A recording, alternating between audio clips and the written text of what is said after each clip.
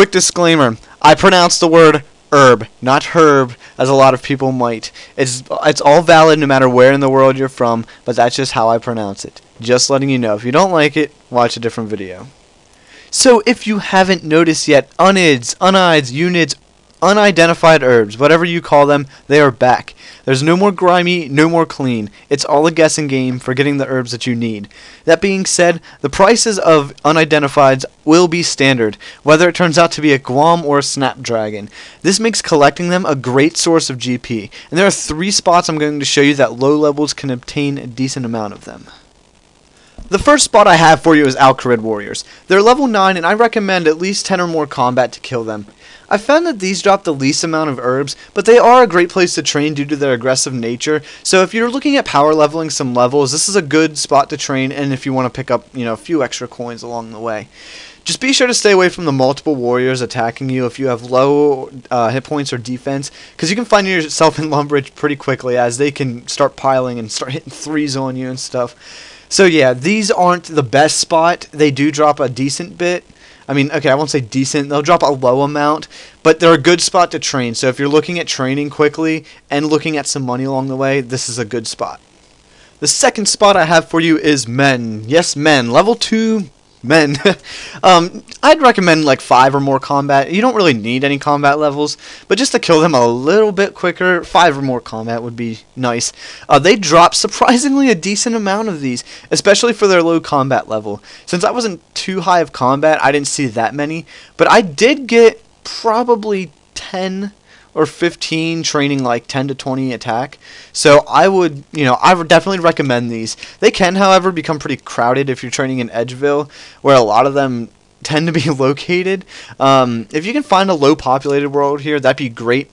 But if not, you could try just going around RuneScape and just finding a few, 2 or 3 that are kind of condensed together.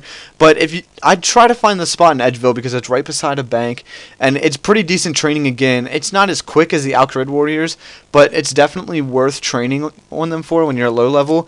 And again, the herbs are a great plus to the training. Alright, the last and final monster I have for you are Chaos Druids. You probably didn't see this one as a surprise. They're level 13, and I recommend at least 15 combat to kill them. Now there's 3 places that you can kill them. The first one is Edgeville Dungeon. It's really close to a bank, and they're aggressive. Those are my key things about that. The only problem is that it's in the wilderness. I really don't see this as a problem though, because it's in level 1 wilderness, and there's not that many people PKing in the Edgeville dungeon. I mean, if you want to PK, you probably go out to Edgeville and get the people running runes, not the people killing freaking Chaos Druids. So I recommend doing Chaos Druids in the Edgeville dungeon. However, you can do them in the Taverley dungeon. It's a bit of a walk, but it's a little bit safer. But as I said, it's just, I don't feel like it's that much of a risk going to Edgeville dungeon. So that's the one I recommend. However, if you are 46 thieving, I highly recommend going to the one northwest of I'm calling it Ardy. There's a tower slightly to the northwest of Ardy, and there's 4 that spawn fairly quickly in this tower, and that's the ideal place to kill them. However, like I said, you need 46 thieving to get into it.